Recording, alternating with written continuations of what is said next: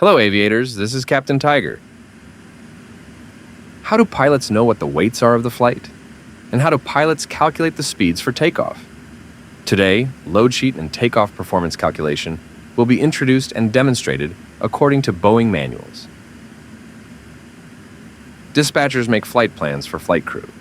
The software is just similar but a bit more complex than the website SimBrief for flight simulator pilots. Dispatchers know the estimated passenger numbers from the booking status. Each passenger will apply average weight. This weight includes carry-on luggage. It differs from summer to winter, from short haul to long haul.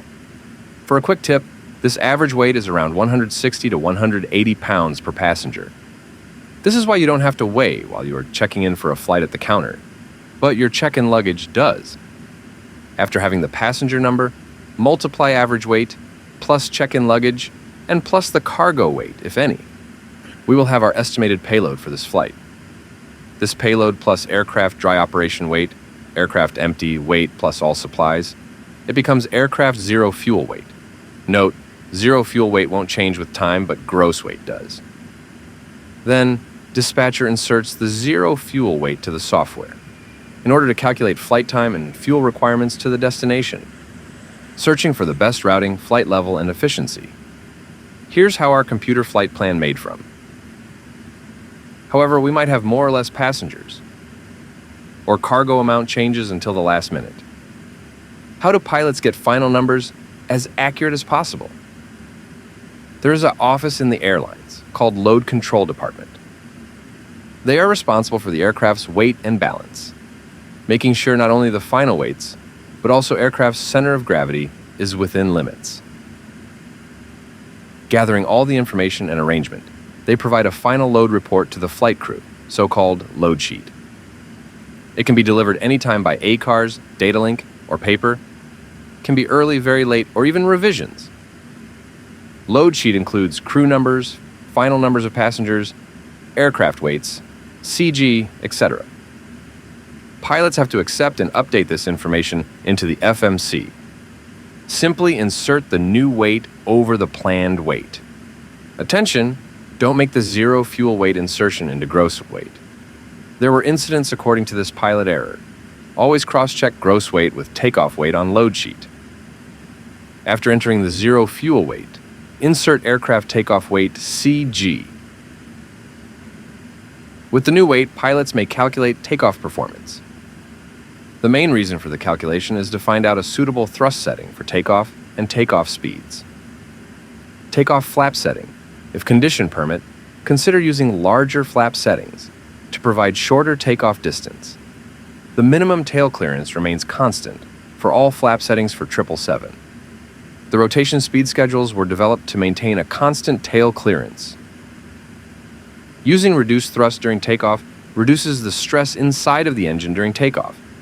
This could prolong the engine's life, therefore saving cost for maintaining the engine. Proper takeoff speeds are based on takeoff weight, flap setting, thrust rating and assumed temperature, ambient temperature, QNH, wind, runway surface condition, and performance options.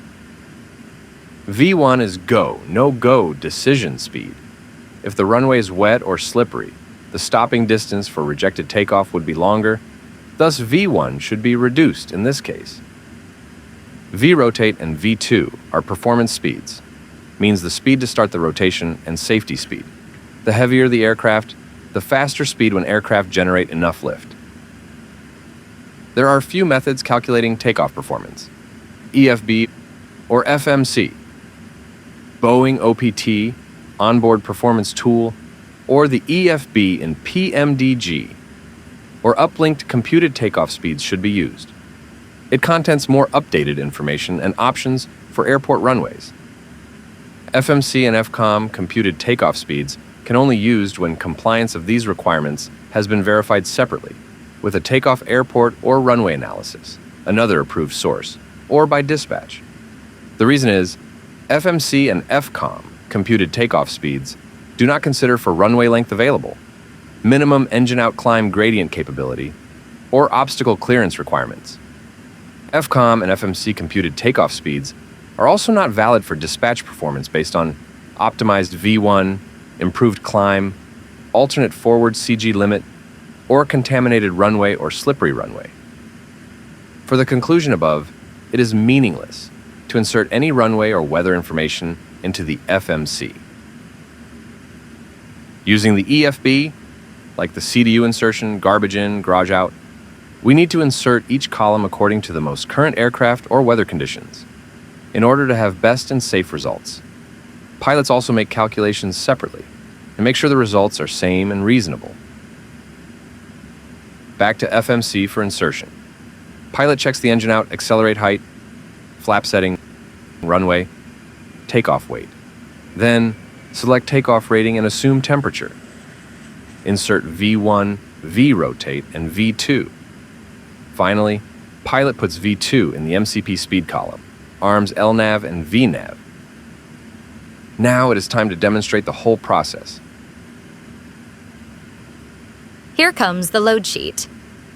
Flight number GTA 103. Aircraft registration number November 777 Bravo Whiskey. Edition number 1. Date 2024 November 30th. New Chitose Airport to Haneda Airport. 2 cockpit crew. 12 cabin crew. 370 passengers. Total on board is 384. Zero fuel weight 463.1, which is about 600 pounds lighter than our flight plan. Takeoff fuel 46.9. Takeoff weight 510,000 pounds. CG for takeoff weight is 29.3. All weights are in pounds. All right, let's make the entry. Zero fuel weight 463.1. Confirmed. Takeoff weight is 512.5. It is normal because the taxi fuel and some extra fuel added. Reasonable to me. CG is 29.3, we put it 29. Confirmed. For the performance calculation, from the upper left, Airport RJCC, runway 01 right. Runway condition, because it is snowing, we select dry snow. Middle part, aircraft. Flap configuration, flaps 15. Rating, optimum. Anti-ice configuration, engine on, due to cold weather condition. Takeoff weight, 512.5. CG 29. Air conditioning configuration, auto. Weather part, wind, 010 degrees, 10 knots. Outside temperature is -5 degrees.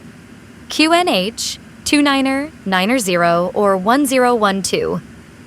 Calculate. Result on the right side. Acceleration height, 1,000 feet. Flap is 15. Rating is takeoff 2.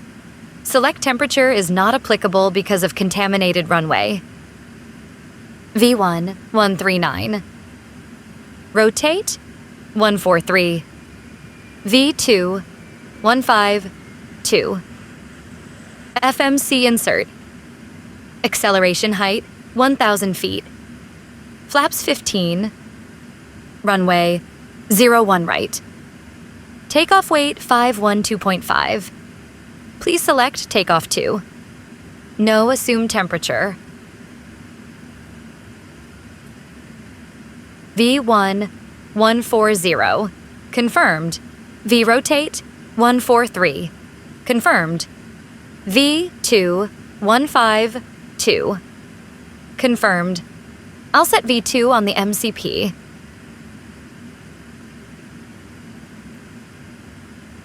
Arm L nav and V nav.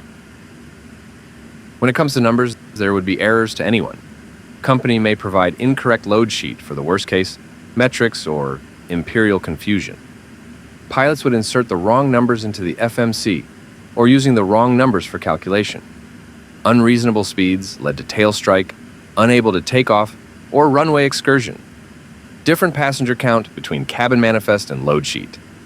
Pilots are the final gate for the cheesecake theory, final gate for the error chain. Please be cautious and double-check to every important numbers and actions for safety. Now, pilots are waiting for all the passengers and containers on board to closing all doors. An en route clearance from the air traffic control should be obtained. In the next video, before start and engine start procedures. If this video is knowledgeable and useful to you, please hit the like button to let us know. If you want to stay tuned for more aviation know-hows, please don't hesitate to subscribe to this channel. Happy landings.